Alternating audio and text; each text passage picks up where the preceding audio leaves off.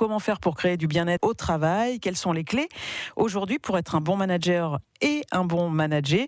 Monique Pierson, spécialiste du management, installée à Tours et auteure de Manager, faites de votre équipe une Dream Team, un livre sorti tout récemment aux éditions AFNOR, va nous éclairer sur tout ça. Bonjour Monique. Bonjour. Bonjour. Alors, des clés pour diriger une équipe, des clés pour être un manager bienveillant et aussi un manager donc apprécié de ses équipes et efficace. Il y a des choses à connaître quand même pour ça, parce qu'aujourd'hui, j'ai l'impression que c'est un peu compliqué de se situer finalement. Alors, il y a une première chose à connaître, c'est quel est le rôle du manager. Eh oui.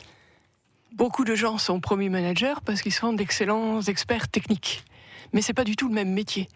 Et au contraire, quand on devient manager, il faut oublier son expertise technique pour ne pas gêner ses collaborateurs qui, eux, sont des experts et qui n'ont pas besoin qu'on leur dise comment faire et ce qu'il faut faire. On apprendre à laisser faire, en fait. Il faut faire. D'accord. Et laisser faire, tout à fait. Mais ce rôle de manager, il est totalement différent et on a peut-être tous les talents qui vont bien pour être un expert technique et peut-être pas tout à fait ceux qui vont bien pour être manager. C'est vraiment un métier à part entière. C'est un métier, il faut oublier l'ancien quasiment, comme vous le disiez, pour laisser faire et laisser aussi innover.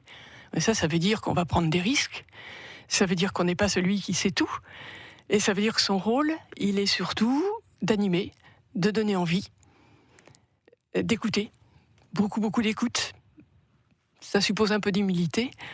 Ça suppose de se dire qu'il n'y a pas qu'une manière d'aller à Rome. On peut prendre plusieurs chemins.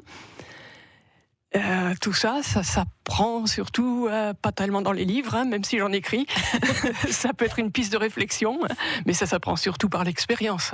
Oui. Alors c'est vrai qu'on a eu toute une époque où le manager devait être celui justement qui savait tout et par lequel tout descendait, et puis avec un certain autoritarisme aussi.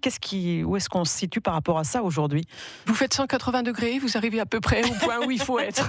Et ça veut dire que le management à la Google, un peu, enfin à la GAFA d'une manière générale, elle est cool, allez, venez les gars, on va se taper un baby-foot et vous allez voir, ça va être vachement sympa. C'est la bonne solution aussi ? Ou pas du tout ? Il ne faut pas tomber dans les extrêmes.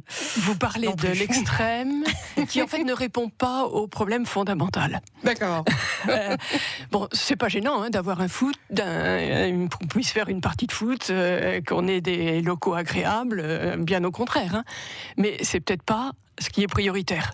Ce qui est prioritaire, je crois, si on se place du point de vue du collaborateur et même de toute personne qui travaille, c'est que son travail a un sens, qu'on adhère à ce pourquoi on coopère, et on met son énergie. C'est la première chose, que ça ait un sens. La deuxième chose, c'est qu'on puisse agir sur ce qu'on fait. Si vous avez affaire à quelqu'un qui aime beaucoup innover, il va être très très mal avec des process.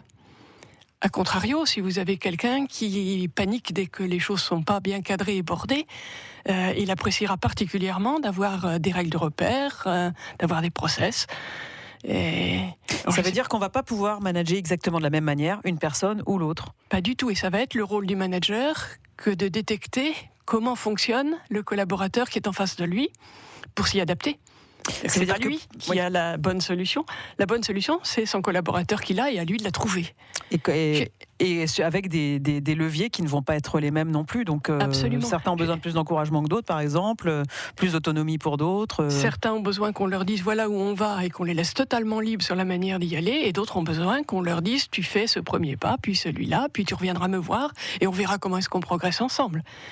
Ça veut dire J'ai le temps d'une petite histoire, d'une chose. Allons-y rapidement. Oui, j'ai appris ça très jeune, mais ça a été une rude leçon.